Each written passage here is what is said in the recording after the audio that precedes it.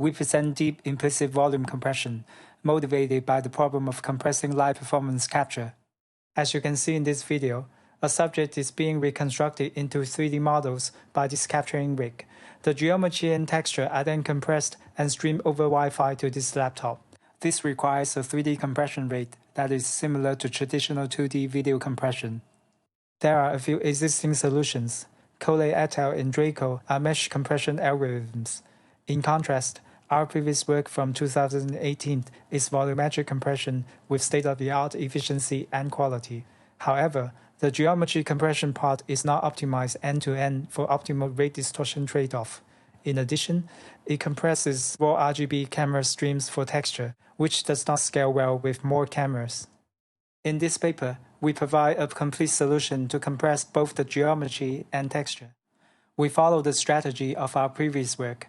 Divide the volume into small blocks and only deal with blocks that are occupied by the surface. Similar strategy has been used in other problems this year. Our geometry compression was inspired by the matching cubes, which can convert a signed distance field into a triangle surface. Here is a 2D toy example. Think of it as a slice taken out of the 3D volume, where each corner is a voxel that contains the signed distance to the surface. The matching cubes algorithm first looks at the signs of the voxels and figures out the occupancy based on sign changes. Then it calculates where exactly the surface intersects with the grid using the magnitudes. Note that the signs are binary, while the magnitudes are real numbers. This inspired us to compress the signs losslessly, but magnitudes in a lossy way.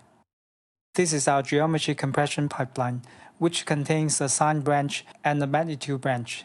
Magnitudes are compressed lossily in the form of a latent code z hat, while the signs are compressed losslessly using the conditional distribution P, which allows us to capture the spatial structure to better compress signs. Note that the decoder D needs to be run at the sender and receiver to ensure the sign arithmetic coders on both sides using the same probabilities.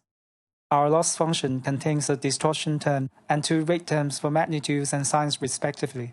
The distortion term measures the reconstruction quality.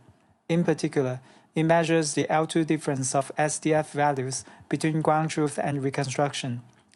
Since we only care about voxels near the surface, a focal loss on the occupied cells can be constructed with ground truth occupancy. Moreover, since the signs are losslessly compressed, on the receiver side, we have the ground truth occupancy, which brings us an extra benefit to lower the reconstruction error. This is a 2D toy example showing the ground truth surface in green and the reconstructed surface in red. On the left, without ground truth occupancy, one can only hope that the reconstructed surface is close to the ground truth, but there is no guarantee.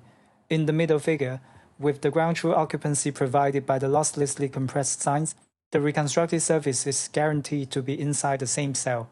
Therefore, the maximum reconstruction error is bounded by the size of a voxel, as you can see quantitatively on the right. This video shows us the comparison with Draco and our previous work, given similar rate budgets. For Draco to be able to achieve the same compression rate, we need to decimate the meshes and as a result lose mesh quality.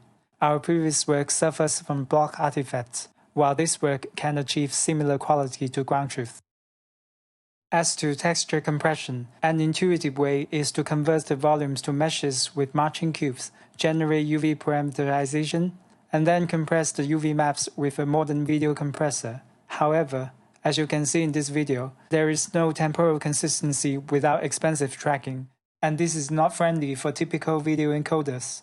To address this issue, we then designed a novel but simple texture parameterization method, which naturally combines with our geometry compression pipeline. Since the volume has already been divided into small blocks, we can also divide the UV space into small patches and generate local UV parameters for all blocks in parallel. More importantly, if we order the 3D blocks using a 3D Morton code and the 2D patches using a 2D Morton code, we can then simply associate them with the order. As a result, the generated UV maps are encouraged to be temporally consistent without tracking. In this video, you can see our texture maps are more temporally consistent and have similar rendering quality with UV Atlas. Because of this, when compressed with H.264, our video is much smaller. Thank you for your attention.